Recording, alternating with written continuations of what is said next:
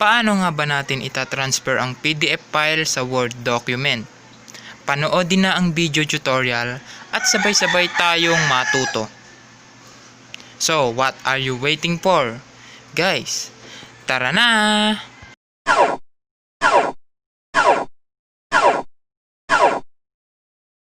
First, set your phone into home screen. And then, find your file manager. Okay, click the documents. Humanap tayo ng pwedeng example na PDF file na gagawin nating Word document. Okay, ito. Contextualize. Open muna natin para makita natin ang file kung PDF nga siya. Okay, Certificate of Participation. Ayan guys ha, naka PDF file siya. So, balik tayo sa home screen ng ating cellphone. Okay, punta tayo sa browser. Google Chrome ang gagamitin natin. Okay, search natin ang file converter.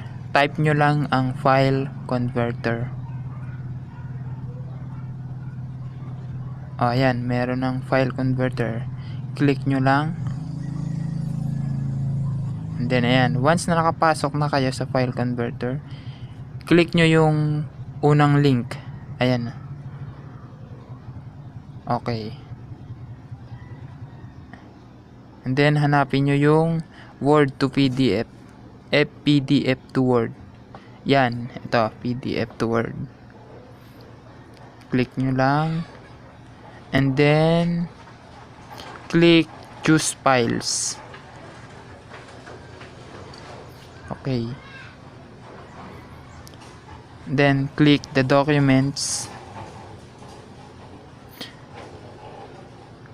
Hanapin natin yung gusto nating PDF file na gawing Word document.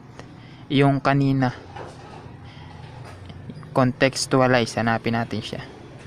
Okay, ayan, contextualize. So, ayan siya. Click natin siya. And then, uploading na siya guys ha. Then, once na upload na, click nyo lang dito yung start conversation.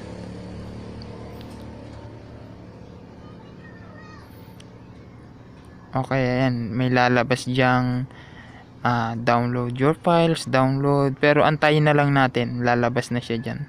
Okay, ayun, downloading file. Okay, tapos na. Pwede nyo siyang i-open dyan, pero ang gagawin ko, pupunta ulit ako doon sa documents sa aking file manager para mas makita ko siya. Okay, i-exit ko muna dito. And then, click the file manager. And then, ayan, hanapin natin yung contextualize. Contextualize. Ayan guys. Meron kayong nakikita ritong Word document na contextualize at PDF na contextualize. So, ito yung ginawa natin kaninang na-transfer natin na files. Itong PDF files nito, itong kulay pula. Ginawa nating Word documents. So, tingnan natin yung Word documents. So, ayan na siya guys. Naka Word documents na siya. So, di ba? Ang dali lang. Kung nakatulong ang video na ito, please subscribe my YouTube channel para updated kayo lagi sa aking video.